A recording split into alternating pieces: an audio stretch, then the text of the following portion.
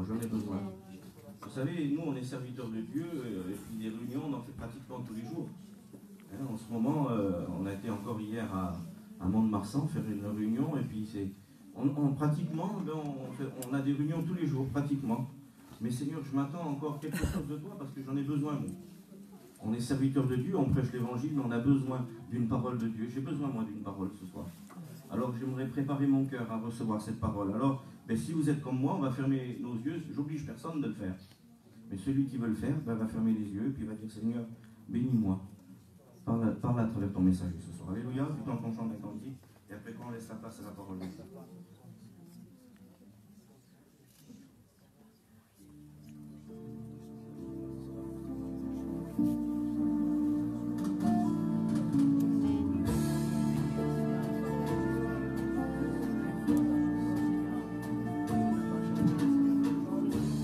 Tu n'as plus besoin d'attendre qu'un ange vienne agiter l'eau, car aujourd'hui, Jésus agit par son esprit. Tu n'as plus besoin d'attendre de recevoir ton miracle, car aujourd'hui, l'esprit de Jésus agit. Le Maître est ici, il apporte la guérison. Son esprit agit, agit, agit, et rien ne peut l'arrêter. L'esprit de Jésus-Christ est en train d'agir. L'esprit de Jésus-Christ agit dans son église. L'esprit de Jésus-Christ est en train d'agir. L'esprit de Jésus-Christ agit dans notre vie. Tu n'as plus besoin d'attendre qu'un ange vienne agiter l'eau, car aujourd'hui, Jésus agit par son esprit. Tu n'as plus besoin d'attendre de recevoir ton miracle, car aujourd'hui, l'Esprit de Jésus agit. Le Maître est ici, il apporte la guérison. Son esprit agit, agit, agit, et rien ne peut l'arrêter. L'Esprit de Jésus-Christ est en train d'agir. L'Esprit de Jésus-Christ agit dans son église. L'Esprit de Jésus-Christ est en train d'agir. L'Esprit de Jésus-Christ agit dans notre vie. L'Esprit de Jésus-Christ est en train d'agir. L'Esprit de Jésus-Christ agit dans notre vie. Par son esprit. On prie Seigneur, on laisse la place à la parole de Dieu. On prie Seigneur.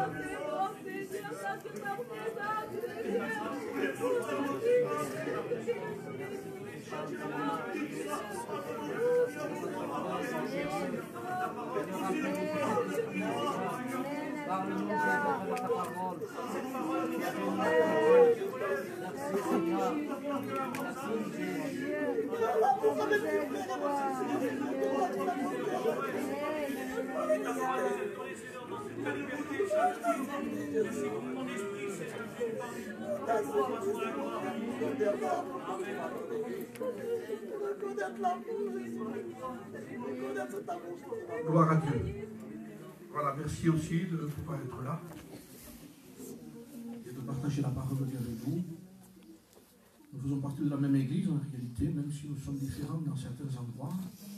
Moi, je suis un catalan de Perpignan, originaire de Perpignan, moi.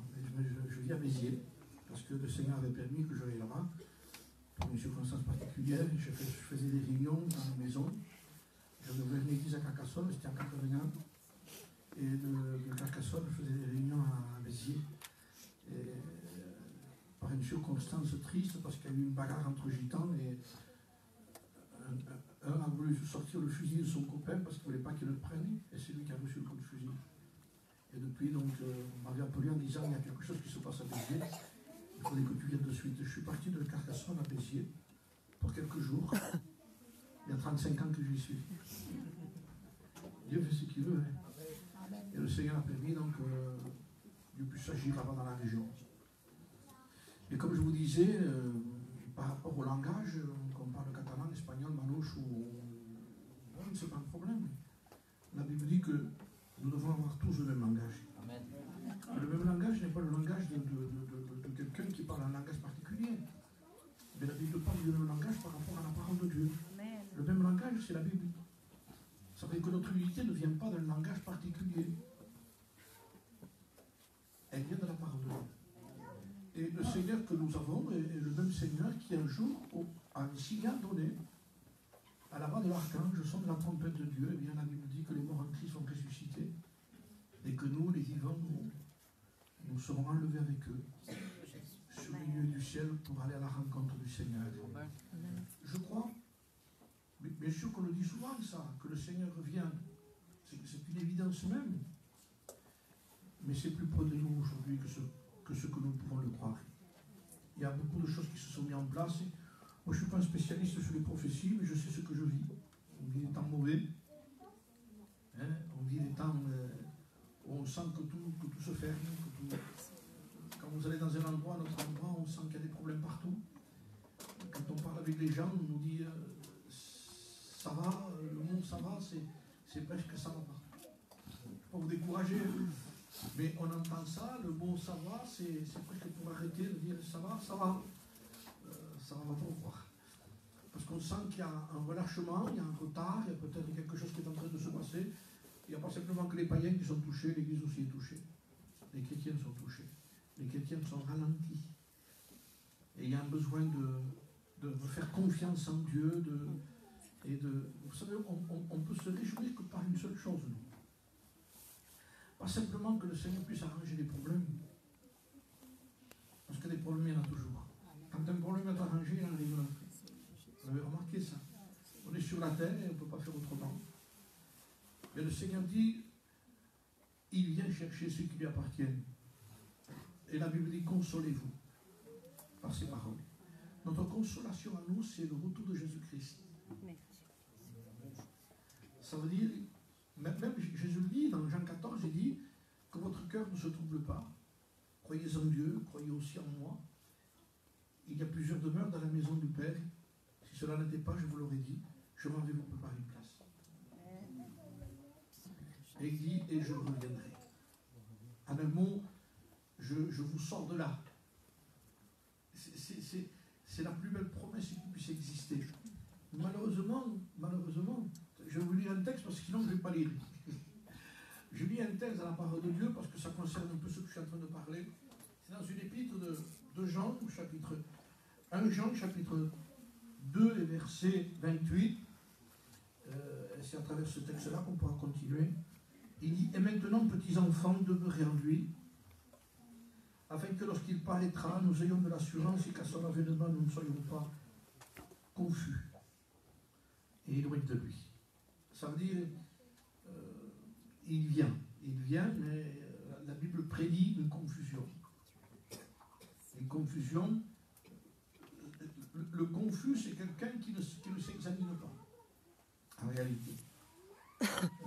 Je vous lis un texte aussi, c'est dans les Corinthiens, 2 Corinthiens chapitre 13 et verset 5.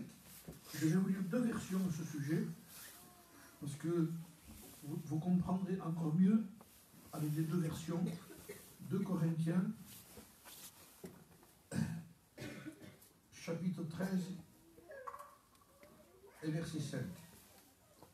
Examinez-vous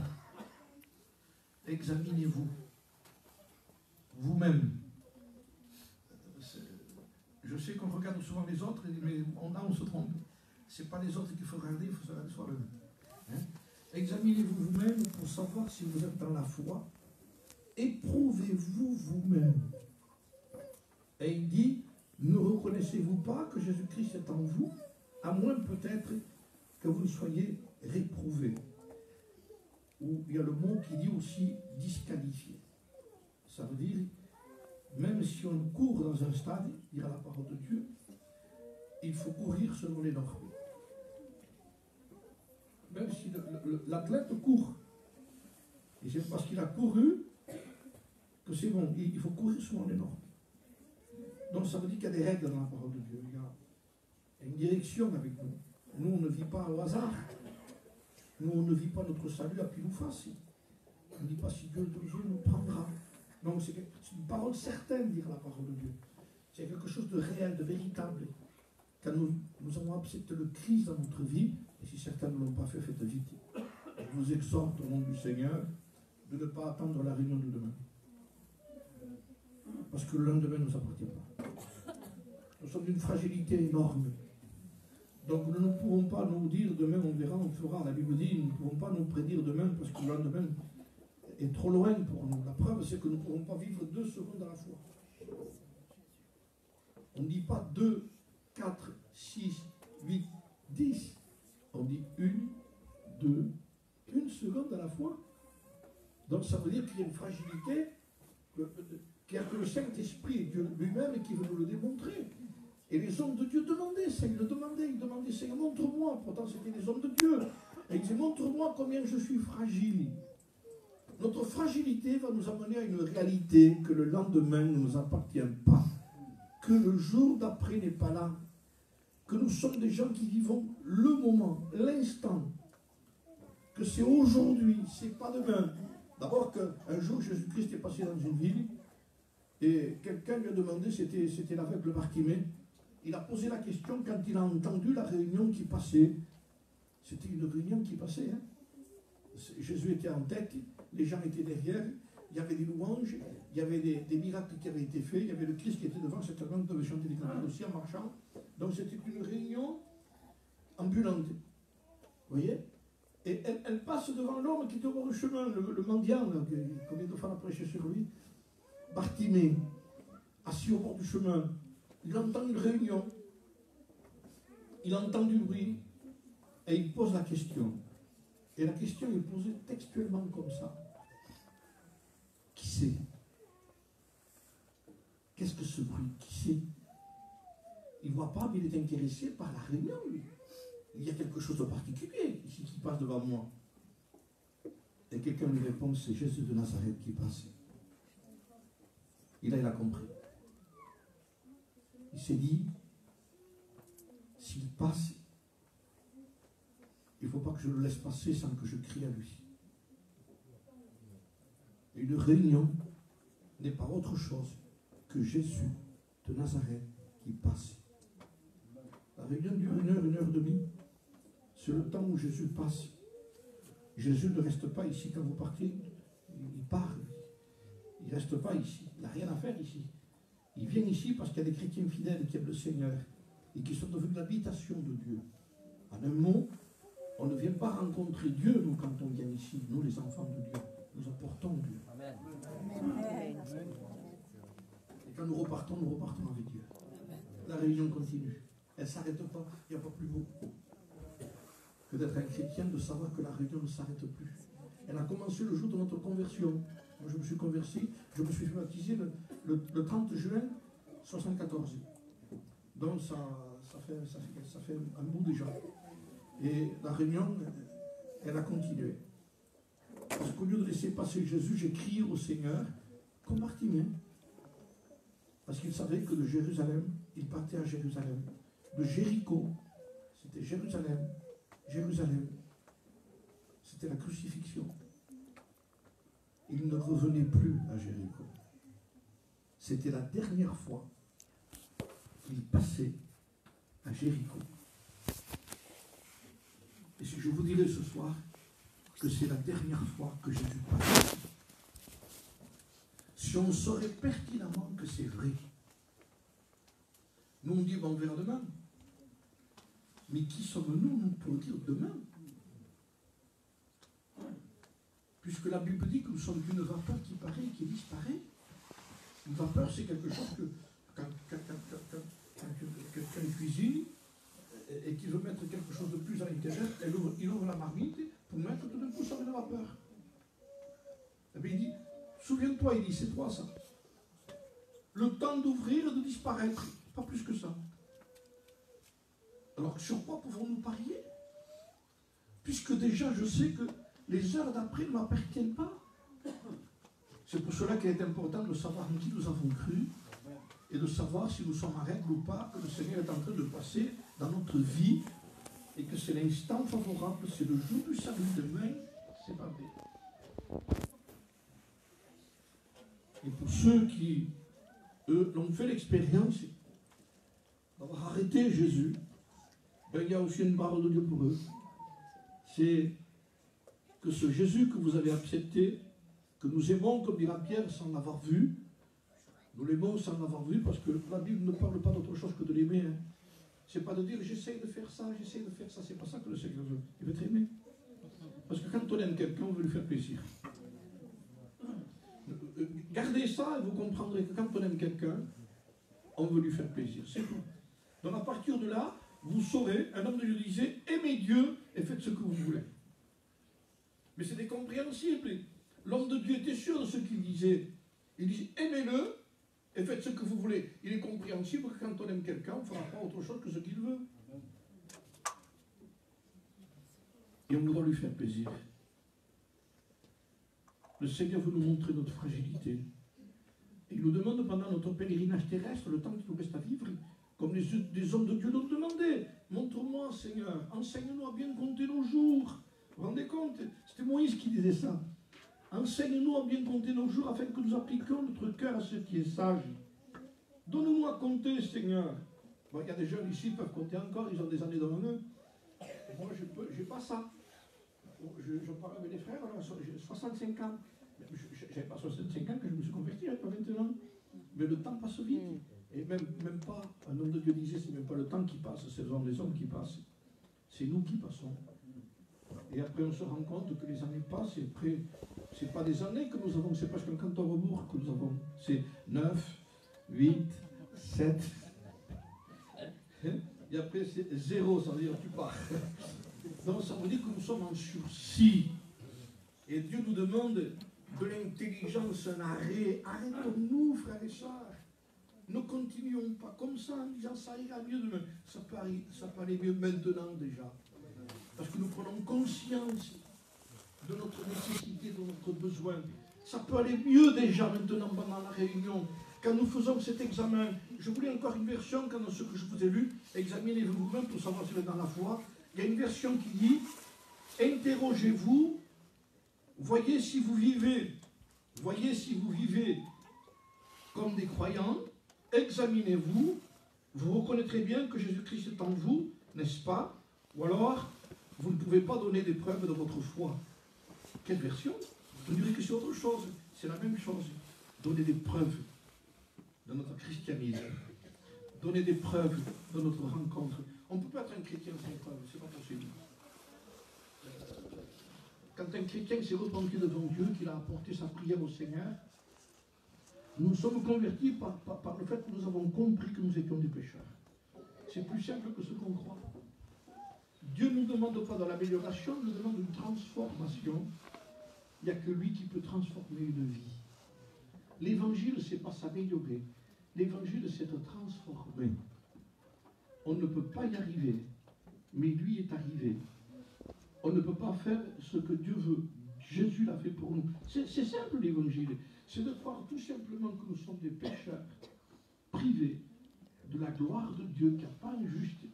Et que le meilleur, dira la parole de Dieu. C'est pour cela que le Christ disait à un moment donné, on ne cueille pas des raisins sur des épines, ni des figues sur des chardons, il disait. Ça ne c'est même pas la peine que vous allez chercher du fruit sur ça. Il n'y en a pas. C'est un buisson d'épines.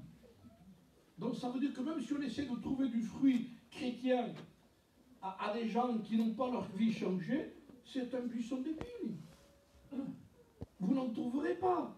Et même s'il apprend à chanter des cantiques, ce n'est pas du fruit. Pas parce que je chante des cantiques qu'on est chrétien. Un homme de Dieu disait, ce n'est pas parce qu'on rentre dans Dieu l'étape qu'on est un chemin. Et ce n'est pas parce qu'on danse dans un garage qu'on a une voiture après. On reste ce qu'on est. L'endroit ne change personne. Il n'y a que Jésus. Il n'y a que Jésus qui change les gens. C'est encore lui qui va animer nos cœurs de son esprit pour nous dire maintenant, je viens bientôt. Prenez conscience de mon retour. Il est important que nous puissions faire un retour à soi-même et de nous interroger nous-mêmes pour savoir si nous sommes dans la voie. Et vous savez, il n'y a pas d'autre moyen que vous le voyez ou pas, pour nous voir, il faut un miroir. Il n'y a pas de secret. Hein? Et la Bible a tout. Elle est tout, la Bible. Elle est un pain, un feu, une épée, elle est un marteau, elle est un miroir. Tout est dans la Bible. La Bible est un miroir. Un miroir, dans la parole de Dieu, on peut s'y voir. Le miroir, c'est pour s'y voir. Vous avez le miroir physique, vous avez le miroir spirituel. Il dit, si quelqu'un se regarde dans un miroir, et si quelqu'un regarde la parole de Dieu et qui ne fait pas la volonté de Dieu, il oublie comment il est. C'est pas normal. Et il donne l'exemple d'un miroir. On ne peut pas oublier, quand on se regarde dans le miroir, comment on est. Impossible. On se regarde pour ne pas oublier, justement, s'il y a quelque chose à arranger. C'est normal, ça. Je disais un jour, je suis convaincu que chacun de nous ici ce soir, ce matin, nous allons passer un petit moment devant le miroir. Mais c'est la logique même. Je n'ai pas de révélation, mais c'est comme ça. On le fait. Pourquoi? Parce qu'on se regarde, logiquement, hein, on se regarde pour devenir meilleur. Et la Bible dit que celui qui se regarde doit persévérer dans ce qu'il a vu. Et je vous donne un exemple. Par exemple, malencontreusement, sans le faire exprès, vous avez touché quelque chose, vous avez passé la main comme ça, et vous avez mis du cambouis. Mais vous ne le voyez pas, vous. Vous ne le voyez pas. Et tout d'un coup, vous regardez le miroir, un miroir. Et vous faites ça. C'est pas normal, ça. C'est pas vous, ça. Une tâche qui n'est pas vous. Donc, je sais que c'est comme ça, logiquement. Hein. Vous regardez et vous approchez. Parce que qu'est-ce que c'est ça? Et la logique même, dans ce que vous avez vu, vous ne quittez pas le miroir. Vous avez vu quelque chose? Vous partirez que quand ça se sera enlevé. C'est vrai ou pas? Parce que d'abord, vous allez essayer avec la main. Faites ça. Vous refaites ça. Vous refaites ça. Vous regardez de plus près. Après, vous cherchez des moyens qu'à côté. Parce que vous ne voulez pas partir avec ce que vous avez vu. Il dit, si quelqu'un écoute la parole de Dieu et ne la met pas en pratique, il est semblable à un homme qui se regarde dans un miroir et qui oublie comment il est. Impossible. Donc on ne peut pas se regarder dans la Bible, dans la parole de Dieu, dans la communion avec Dieu, et que Dieu nous montre quelque chose, et il dit, t'as vu ce qu'il y a? Ah oui, c'est bon. Non, il faut enlever. Tu as les moyens, là, tu as tout ce qu'il faut pour essayer de l'enlever. Si tu ne peux pas avec la main, tu prends dans les moyens qu'il y a. Si tu n'arrives pas tout seul, moi j'ai des moyens pour toi. Il y a des choses dans la Bible pour enlever les choses. Vous comprenez? Ça veut dire tout simplement un regard devant le miroir de la parole de Dieu nous permet d'y voir clair et en même temps aussi d'enlever. Appelez la tâche comme vous voudrez. Hein? Mauvais caractère, passion, tout ce qu'on veut. Il y en a des choses. Hein? Il y en a des fruits de la chair qui peuvent tâcher. Mais nous sommes des chrétiens, nous avons un miroir. Nous non. Alors, on ne peut pas y voir sans miroir. Et quand on le voit, on persévère dans ce qu'on a vu. Et quand on a fini d'enlever la tâche, on dit maintenant, je peux partir dehors. Et même, je disais un jour, que même quand on est dehors, si on voit quelqu'un qu'on connaît, on lui dit, il n'y a rien là. Parce que vous demanderez encore, pour être sûr, qu'il n'y a rien. Écoutez bien, frères et sœurs. Nous avons tous les moyens. S'il y a quelque chose qui s'est attaché à nous, quelque chose qui n'appartient pas au ciel, pour que cette chose s'arrête. Nous avons le moyen dans la prière. Nous avons le moyen dans la communion. Nous avons moyen dans la confession. Nous avons moyen dans la repentance. Que cette chose, elle ne partira pas avec la main, mais dans la communion, oui, elle partira. En disant, Seigneur, pardon. Pardon. Pardon. Et à chaque fois qu'on demande pardon à Dieu, la tâche part. Vous le comprenez? Elle ne peut pas rester. Parce que celui qui avoue et qui les laisse obtient miséricorde. Nous sommes obligés, frères et sœurs, que vous le vouliez ou pas, dans tous les peuples où nous sommes, nous ne pourrons pas arranger nos problèmes avec une seule réunion.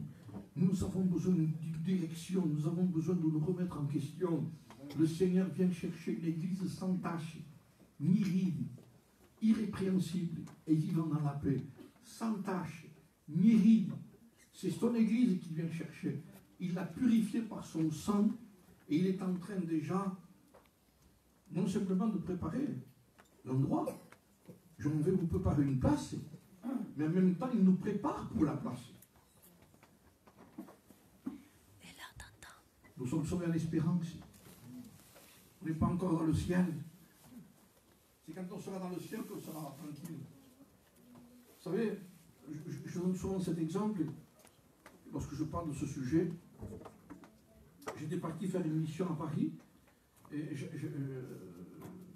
j'avais pris le train pour venir.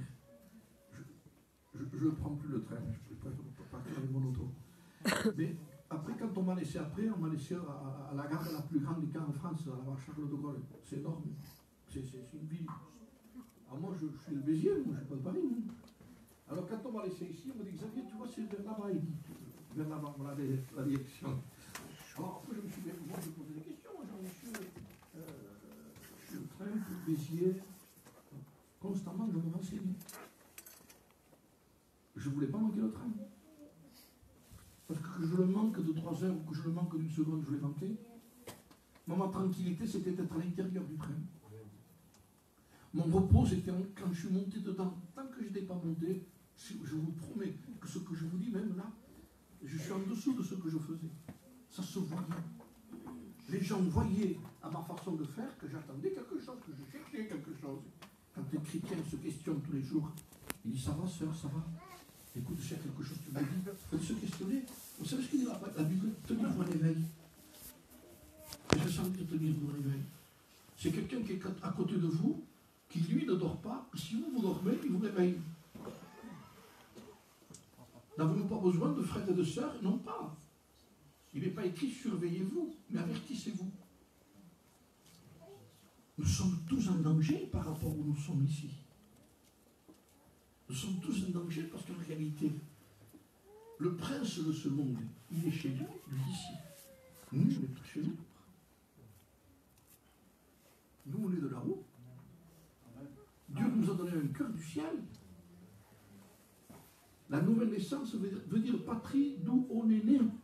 Le mot patrie veut dire pays d'où tu es né. Ça veut dire que le cœur du chrétien qui a été donné par sa nouvelle naissance vient du ciel. C'est pour ça que nous aspirons au ciel. Sinon, on ne pourrait pas aspirer au ciel. On aspirerait aux choses de la terre. Mais on sent qu'il y a un désir, je le ressens parce qu'il y a des gens qui me le disent. Et aujourd'hui, j'ai téléphoné à quelqu'un et il me disait, mais quand est-ce qu'il vient nous chercher? Vous savez pourquoi? Parce qu'il y a trop de problèmes. Il y a trop de liens, il y a trop de choses, il y a trop de discussions. On entend des choses terribles qui se passent aujourd'hui. En un mot, je voudrais le rappeler ici. On n'est pas chez nous. On ne peut pas se sentir bien ici. Moi, j'étais en Israël une seule fois. Bon, ça a été voulu de Dieu parce que le Seigneur a permis que le voyage me soit offert. Quand j'étais là-bas, malgré que c'est vous, Israël. Mais moi, je ne suis pas israélien, moi. Je me tardais de rentrer chez moi, Béziers. Un peu ça va. Vous comprenez bien. Donc, moi, je me sentais bien chez moi. Ça veut dire, c'est votre patrie, que vous le vouliez ou pas. Mais nous, comme nous sommes nés du ciel, il y a quelque chose qui aspire à nous. Il y a quelque chose qui a des désirs du ciel. Même la compagnie, après quand vous vous convertissez, c'est pas ça. La conversation, les conversations vaines, vous les fuyez. C'est vrai ou pas? Les conversations, les conversations où les gens parlaient un peu à la manière du monde. Petit à petit, vous vous êtes retirés parce que vous dites, j'aime plus ça. Les gens qui aimaient, délivrés totalement parfois, les gens qui aimaient fumer 2-3 paquets de cigarettes, et tout d'un coup, après, ne plus avoir goût même à ça. Donc ça veut dire qu'il y a quelque chose qui s'est passé du ciel. On ne sort pas du monde n'importe comment. On ne sort pas du monde parce qu'on est dans un local, parce que nous nous sommes approchés de la croix. Parce que nous avons vu le Christ crucifié. Parce que nous avons vu le Christ défiguré, mourant pour nos péchés. Et entendre ce mot, Père, tout est accompli, la victoire totale du ciel, c'est le Christ crucifié, c'est le pardon de nos péchés. C'est pour cela que Jésus a poussé un cri de victoire. Tout est accompli. Ça veut dire, ça y est, c'est fait. Vous pouvez rentrer au ciel à cause de votre foi à moi. Alors nous avons intérêt à garder notre vêtement blanc. Nous avons intérêt, frères et sœurs, à garder le vêtement blanc. Nous avons tous les moyens d'un examen personnel de voir notre propre cœur. Nous n'avons pas à juger les autres, il y en a assez de travail chez nous. La Bible dit, au lieu de s'occuper des péchés des autres, il vaudrait mieux s'occuper des nôtres. Et de voir notre propre cœur, au lieu de juger. On va toujours chez les autres. T'as vu, ici l'image de ce que tu vois de toi-même par moi. Il n'y a pas mieux de voir quelqu'un pour s'apercevoir ce qui nous sommes nous. Donc ça veut dire que nous avons besoin de nous voir, de nous examiner. L'Église va partir comme ça. Tout d'un coup, on ne va pas s'apercevoir. On attend le Christ, nous attendons le retour de Jésus-Christ. Et il faut dire que déjà la première venue, les gens qui attendaient la première venue, qui étaient les Juifs eux-mêmes, ils attendaient la première venue. La prophétie de sa venue, du Messie qui devait naître. Quand les mages sont arrivés le soir, et que Hérode a questionné en disant, parce qu'on lui a dit qu'il venait adorer un roi, lui s'est questionné, mais le roi, c'est moi, de quel roi il parle? Donc, oui, mais les prophéties disent qu'un roi va naître. Alors il a consulté lui-même après les scribes, les pharisiens, les gens religieux de cette époque-là. Il a dit, c'est vrai qu'un roi va naître ici? Il dit oui. Alors il déroule les rouleaux et ils lisent, et pas à Bethléem, et ils parlent de la naissance du Messie. Mais eux, ils en parlaient comme quelqu'un qui devait venir encore, qui devait venir. Et pendant qu'ils montraient la prophétie, Jésus était né dans l'état de Dieu. Ça veut dire que pendant que nous étudions, pendant qu'on va aux réunions, Jésus va revenir. On peut connaître les retours, on peut parler du retour de Jésus-Christ. Il faut que nous sachions qu'un jour pareil que pour les Juifs, alors qu'ils en parlaient, et ils ne savaient pas qu'il était né, il se peut qu'un jour, en parlant du retour de Jésus-Christ, l'Église va être enlevée. L'Église va partir. Et ça va aller très vite. Alors, vous savez, il y a des images qui sont plus claires pour moi quand je les vis par rapport à des exemples de ma vie. C'est lorsque j'ai été dans le train que je me suis senti tranquille. Donc, tant que j'étais sur le quai, que le train devait passer, je questionnais les gens. Même en me disant, mais c'est là, monsieur, de là à là, le TGV passait d'ici, ici. C'était pas suffisant pour moi. Je veux encore savoir. Constamment en train de me questionner, parce que je ne voulais pas manquer de train. Si j'aurais manqué celui-là, j'aurais pu prendre un autre, ce n'était pas un problème. Bon, rendez-vous compte pour le retour de Jésus alors. On devrait se questionner constamment, dans toute la journée. Seigneur, montre-moi si je suis sur une mauvaise voie. Montre-moi, Seigneur.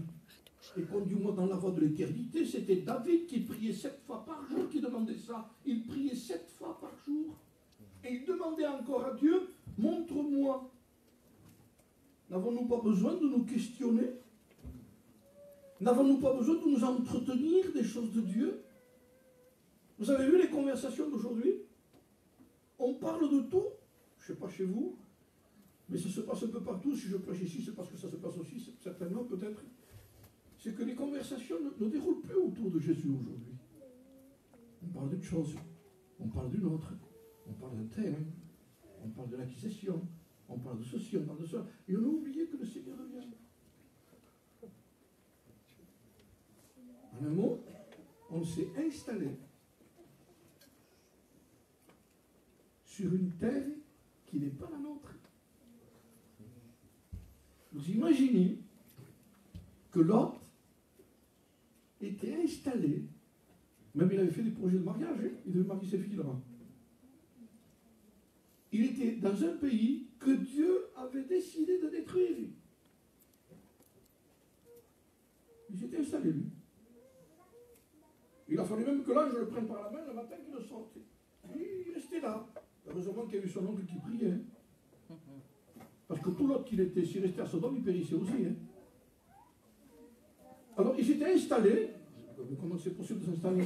Écoutez bien, frères et sœurs, amis qui êtes là, la Bible dit que la terre d'à présent où nous vivons est réservée pour le feu. Pareil que Sodome. Tout va brûler. Tout ce que vous voyez ici. Le plus beau des matériels. Si vous dites, t'as vu ce qu'il a? Ça va brûler. En réalité, il n'y a rien à envier puisque tout va brûler. On peut l'avoir, on l'a, mais le problème c'est quand cette chose nous a à nous. C'est pas un problème quand moi j'ai la bouteille, je peux la lâcher quand je veux, mais si c'est elle qui me tient, c'est ce qui a triomphé de nous qui nous rend esclaves. Et c'est pour cela que nous devons faire un tour de notre propre vie. Peut-être que je vous parle de ça, peut-être que ce sera le thème de la mission, je ne sais pas. Mais c'est un homme pressant devant notre état, devant ce que nous attendons, Jésus, si c'est vrai. Jésus disait, quand ces choses commenceront à arriver, redressez-vous, levez vos têtes, votre délivrance est proche. Remarquez ce que dit le Seigneur, et il le dit textuellement comme ça. Il ne dit pas, quand ces choses commenceront à arriver, levez vos têtes, mais il commence par quelque chose qu'il savait que ça arriverait, c'est que l'Église se repencherait à nouveau. Elle ne vivait pas comme ça au début. Quand le Seigneur nous a appelés, nous avons levé la tête de suite en disant merci Seigneur. On avait déjà ce désir. Et petit à petit, les choses de la terre nous ont fait regarder la terre. Et c'est une église courbée à nouveau, dont le Seigneur est en train de parler. Une église qui regarde aux choses de la terre. Nous ne sommes pas chez nous, c'est pas vous ça. Vous n'avez rien à envier, on n'a rien à envier. Un jour, j'étais dans mon auto et mon fils a vu une Mercedes passer. Une belle Mercedes. Et mon fils m'a dit, papa, quelle voiture? Regarde, je dis, mais écoute, je ne vais pas faire une consolation, toi tu ne peux pas la payer. Tranquille. Alors il était tranquille. Tu as une consolation, tu ne peux pas te la payer. Ça veut dire qu'il n'y a rien en réalité qui est à nous. Tout passe. Tout ce qui est autour de nous va disparaître. C'est pour cela que la Bible nous dit, quand ces choses commenceront à arriver, redressez-vous, levez vos têtes, votre délivrance est proche. En un mot, le Seigneur veut que notre tête spirituelle se lève vers le ciel. On ne va pas toujours marcher comme ça, on va prendre un platane. Mais je voulais parler que le spirituel, mais je disais un jour dans la ville, vous marchez dans la ville, en plein centre-ville, vous marchez tout d'un coup, faites ça. Quelqu'un qui passe, et vous regardez, il fait ça. On est qui qui regarde? Mais il lève la tête parce que vous la levez. Après, vous vous trouvez deux à faire ça. Passe un troisième, il fait ça. 3. Je vous promets que si on fait ça, vous en aurez 10. Et s'il y en a plus, il y aura encore plus. Parce que vous avez forcé les gens en regardant quelque part où les gens ne regardent pas à regarder. Une église qui cherche Jésus pousse les inconvertis à regarder là où ils ne regardaient pas. Amen. C'est vrai que le Seigneur est vivant. C'est vrai qu'il vient chercher son église. La preuve, c'est que les chrétiens sont intéressés par les choses à eux. Comment voulez-vous prouver aux gens que le Seigneur revient si on est toujours terrestre? Si on fait la course à eux, pareil. Si on a la même façon de voir, la même façon de parler, la même façon d'agir. Quelle différence y a-t-il, je disais un jour, entre un chrétien qui se dispute et un païen qui se dispute? Se dispute quand même. Alors le chrétien il dit, attention, hein, le Seigneur revient, hein, parce qu'il est baptisé, il dit ça. Si tu ne te convertis pas, si tu restes comme ça, tu n'iras pas au ciel. Mais lui, voyons le chrétien qui vit comme lui. Il n'y a pas que moi qui resterai, hein, et toi aussi. Vous comprenez bien que c'est la réalité. On n'est pas immunisé par un baptême quand même. Je rentre dans je sors, ça y est, tout est fait. Je peux vivre comme avant. Mais on n'a rien compris, moi. Ça veut dire que la preuve de notre baptême, c'est une mort en Christ. Et je ressuscite en Christ, une nouvelle vie. Je ne suis plus le même. C'est fini, c'est un miracle qui s'est passé dans ma ma vie. Et je vis de l'évangile. Je ne vis pas de pain seulement, mais de toute parole qui sort de la bouche de Dieu. Je mange du pain comme les autres, même quelqu'un mange un peu trop quand même. Mais on ne vit pas que de ça, on vit de toute parole qui sort de la bouche de Dieu. On a un livre, on a une Bible, on a une église, on a des frères et sœurs, on prie ensemble, on loue ensemble, on jeûne ensemble, on cherche Dieu ensemble. Et s'il y a un problème dans l'église, on le partage pareil ensemble. S'il y a un malade dans l'église qui touche l'église, on joint l'église ensemble pour que les chrétiens prient pour eux. C'est une famille. Et ensemble, nous attendons le même retour. Le même Seigneur. Ma tranquillité, c'est lorsque j'étais dans le train. Quand je suis monté, que je me suis assis, et que le train est parti, tranquille, vous ne pouvez pas vous imaginer. Pourtant, c'était que pour une ville. J'avais fait la même expérience en Israël. Avec Manix, j'étais parti avec Chomito. Et quand on est retourné, qu'on avait fini, donc il fallait passer à la douane, là-bas en Israël. Donc ils examinaient tout, c'était contrôlé. Et à un moment donné, j'avais pensé avec ma femme, parce qu'on avait acheté quelques bricoles, on avait des factures, et on pouvait récupérer la TVA avant de partir. Donc ça nous aidait quand même de récupérer un peu de TVA en arrivant en France après. Et il me dit, c'est là-bas, tu vois, il dit, en face. Mais donc il y avait le contrôle ici, il y avait Manix qui était devant moi. Après, il y avait ça tournait à droite, il y avait l'embarquement un peu plus loin. Alors moi, je me faisais j'imaginais tout. J'ai dit, Manix, attends-moi. Moi, j'ai peur de me perdre, moi. Je ne voulais pas me perdre, je voulais qu'il m'attende. Attends-moi, je ne pars pas, hein. Reste par là. Alors constamment, je l'appelais à lui parce que je disais, c'est lui qui connaît tout. Et à un moment donné, je dis à ma femme, on ne pourrait pas récupérer les TVA là? Il dit oui. Il dit, mais j'ai les factures, elles sont dans la valise. Elles sont au fond. Alors je me suis fait toute une idée, moi. J'ai le temps qu'on ouvre la valise et qu'on fouille, qu'on cherche, Manix il avance lui. Il tourne à droite, je ne vois plus. Il embarque, je suis moi là. J'écoute, ne touche pas la valise. Ça va la TVA. Ça fait rien. Je ne voulais pas me perdre. Et j'en ai déduit par cet exemple des choses que je dis quand je prêche. Pour ne pas me perdre, j'ai consenti à perdre. Vous comprenez? Ça veut dire que si j'aurais voulu moi récupérer les deux, j'aurais pu me perdre. Parce que peut-être eux auraient avancé, j'aurais passé à droite, je ne les voyais plus. Je me dis non, non, non, non. Je ne veux pas me perdre, mais il faut que je perde. Trouve pas la valise. On suit. On continue.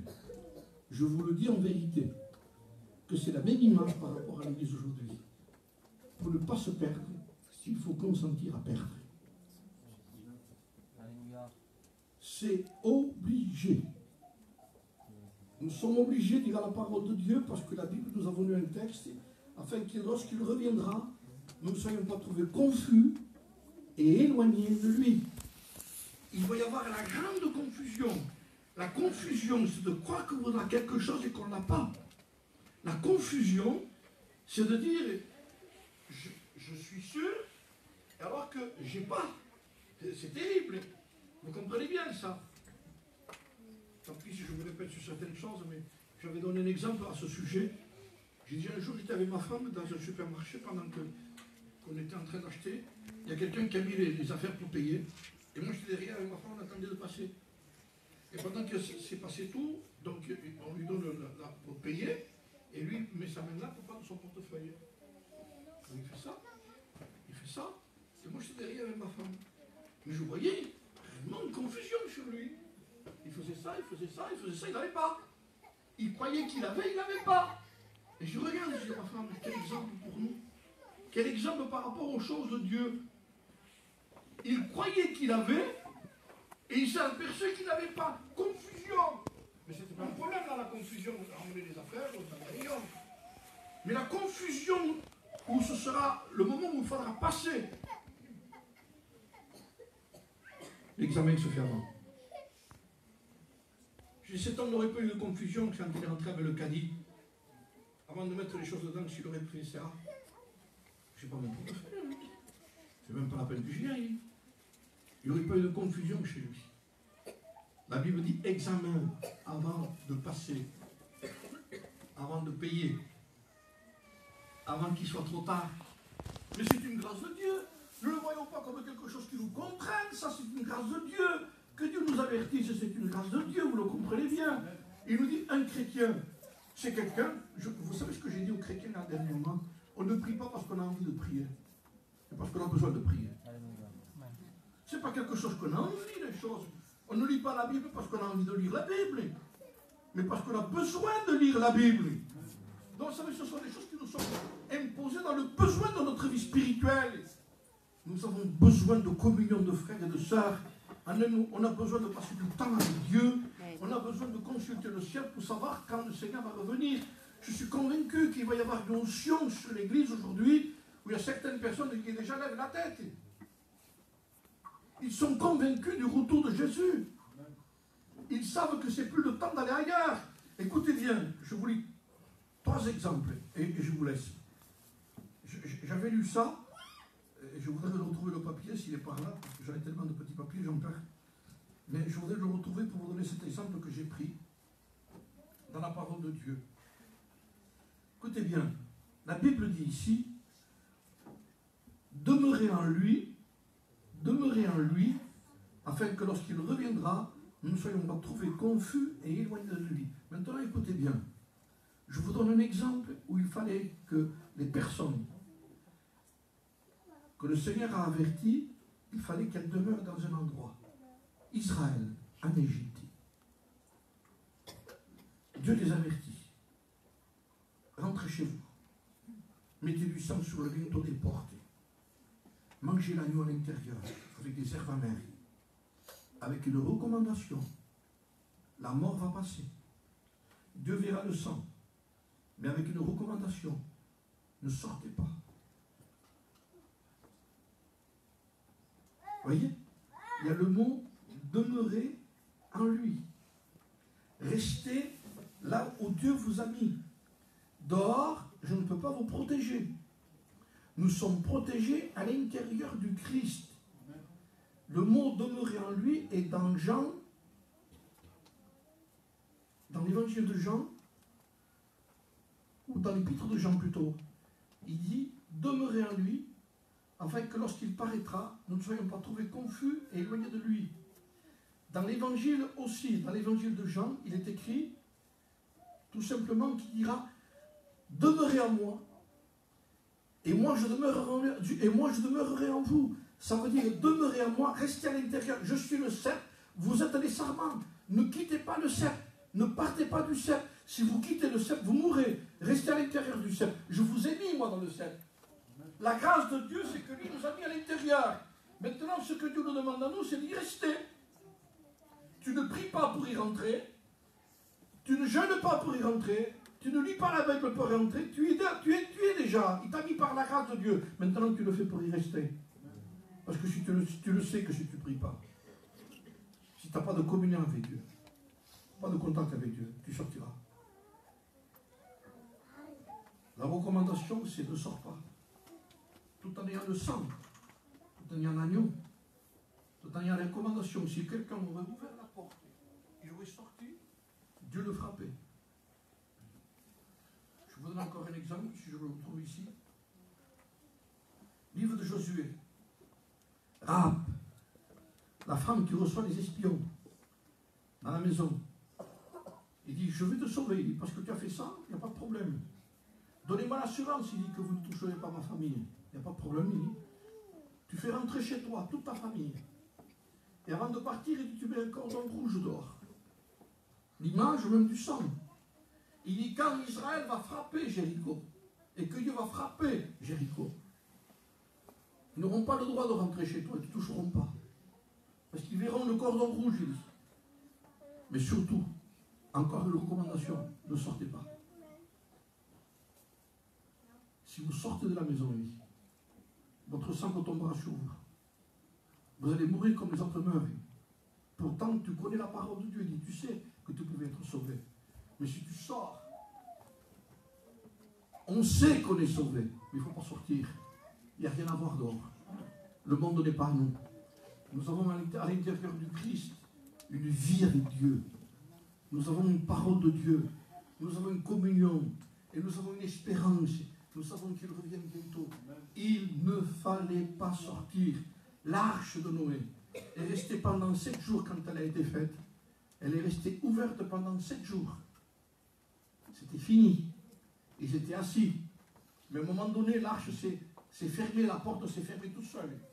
C'est Dieu qui l'a fermée. Imaginez, pendant 7 jours, assis, et que tout d'un coup, lui, Noé, aurait vu ses fils en disant qu'il se lèverait, qu'il irait vers dehors. Il aurait dit, Noé, où tu vas? Où tu vas?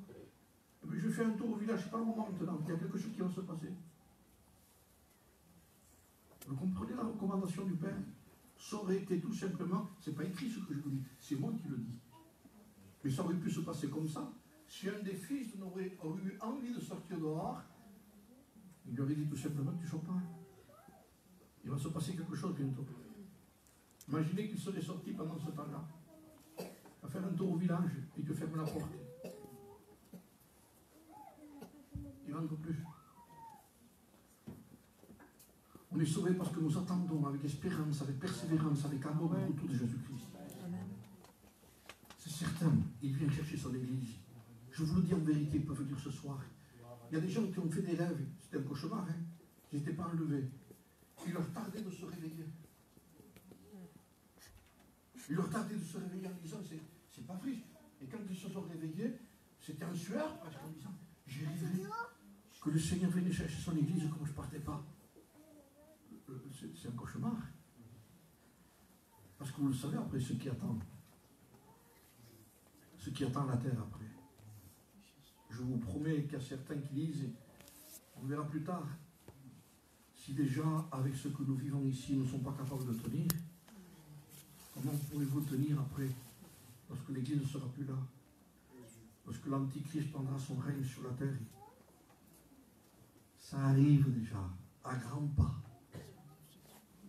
On sent qu'il met son empreinte. J'étais en train de parler avec mon fils et je lui dis, tu sais, ce qui est en train d'arriver aujourd'hui, ce chemin qui est en train d'être préparé par certains gouvernements, c'est les Jean-Baptiste de l'Antichrist. Ils préparent la voie de l'Antichrist. De la même manière que Jean-Baptiste est venu. Et sa venue était une image qu'il préparait la voie de Jésus qui devait venir. Ce que nous voyons ici par les gouvernements qu'il y a, c'est la voie qui est préparée. C'est les Jean-Baptiste de l'Antichrist. Il prépare déjà. Celui qui s'est levé déjà. Et qui marche et qui vient très vite. Nous ne nous attendons pas l'Antichrist. Hein. Nous attendons le Christ. Nous. Et c'est notre attitude qui attend. Vous le comprenez ça? C'est parce que nous le croyons, nous le vivons. Hein. Et je vous le dis en vérité, je termine avec ça. Nous ne nous contentons pas d'une réunion, ce n'est pas suffisant une réunion. Hein. On ne vit pas d'une réunion, nous. Hein. On vit avec Dieu. Le local n'est pas l'église, frères et sœurs. Hein. Vous avez un trop beau. Quand j'ai vu le local, j'ai dit c'est très beau ton endroit que vous avez pris ici. C'est très beau, le local est beau, l'endroit est beau. Mais le local n'est pas une église. Hein. L'église, c'est nous. C'est le corps de Christ. C'est les chrétiens qui se réunissent ensemble et qui forment une maison pour apporter des louanges à Dieu. C'est la vraie église. C'est vous l'église. Il ne peut pas y avoir plus de respect ici que ce que nous sommes nous. Il ne faut pas respecter plus l'endroit que la personne de nous-mêmes. J'avais vu dans un endroit, moi, dans une mission, je faisais une mission, il y avait écrit à l'intérieur défense de fumée. Il y avait une plaque à l'intérieur. Même ça m'a étonné, moi. Dans l'église, il y avait écrit défense de fumée. Non. Après, je me suis fait l'image. Et dans le fond, après, moi, j'ai inversé ça par rapport à la situation. Parce qu'après, moi, j'ai vu les gens, après, je ne veux pas accuser ceux qui fument, vous comprenez bien, hein. Mais je voyais après, ici, interdit, et certains qui étaient dehors qui fumaient. Je voyais. Je dis, pourquoi? Moi, j'ai ajouté des plaques à l'intérieur. Défense de critiquer, défense de murmurer, défense de se mettre en colère, défense de se disputer. Il y en a des plaques qu'on pourrait mettre, parce que ça ne se fait pas. Mais c'est normal, hein. On va pas se disputer ici, hein, quand même. Vous imaginez ici? Je dis, mais tu veux te disputer, tu disputes dehors. Ils auraient raison de dire ça. Il Ici, ça ne se fait pas. Mais vous avez vu qu'on a plus spiritualisé l'endroit que nous-mêmes. Ça veut dire défense ici et dehors alors je peux. Défense de mentir. Ça ne se fait pas ici. Parce que là je peux. La maison, c'est pas ici, c'est moi. C'est moi le chrétien, c'est pas les murs. Ça ne peut pas être plus sain ça que moi. Le micro ne peut pas être plus sain que moi. Christ vit en moi. Christ vit en vous. Jésus-Christ est en vous. C'est vous l'habitation de Dieu. Quand les gens vous voient vous, ils vont être chrétiens. C'est normal. Et quand les gens voient par rapport à ce qu'on dit que le christianisme ne suit pas, ils disent, lui, un chrétien. Alors on dit, ils jugent. Tout est bien. Ils n'ont pas toujours tort. Hein? C'est vrai qu'on ne veut pas que les païens parlent. Et quand même, ils font que juger. On en a besoin. On en a besoin. Parce que si un païen est plus gentil qu'un chrétien, il faut se revoir. Hein?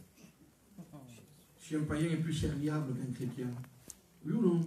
Moi, je connais des païens comme ça, très serviables. Vous en connaissez comme ça, non? Tu as besoin, je suis là.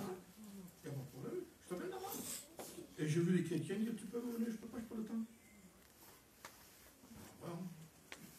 Il n'y en a pas chez vous, tant mieux. Chez vous, là. Mais il y a des gens qui vont dire, moi je suis baptisé, d'accord. C'est pour ça qu'un païen serait-il plus gentil? Ça ne cadeau pas, frère et soeur. Alors, à nous de nous rendre compte que dans le fond, le païen, il nous sert beaucoup. Il faut faire un contraste sur nos vies. Vous avez raison? J'ai raison de dire ça, vous avez raison aussi de le croire. Nous avons raison de le croire parce que c'est une réalité, une vérité, ce que nous vivons ici. Le Seigneur vient chercher ce qui lui appartient, afin qu'il reviendra, ne soyons pas trouvés confus et éloignés de lui. Faisons un examen ensemble. On prie le Seigneur. Merci Jésus. Parce que tout nous rend heureux par ta parole, Seigneur. Même si ta parole nous remue, nous bouge, Seigneur, mais tu as le droit de le faire, tu es chez toi. C'est ta maison, Seigneur. C'est tes enfants. Seigneur, c'est l'église, c'est ton église. Et même s'il y a des gens ici encore qui n'ont pas fait la paix avec Dieu, ils savent eux, ce qu'est un chrétien en réalité. Un chrétien, ce n'est pas n'importe qui. Un chrétien, c'est quelqu'un qui est né de Jésus-Christ. Merci de bénir ton église ici. Non pas les murs, mais les chrétiens, les enfants de Dieu. Et ceux qui veulent s'engager avec toi, Seigneur. Au nom de Jésus. Amen.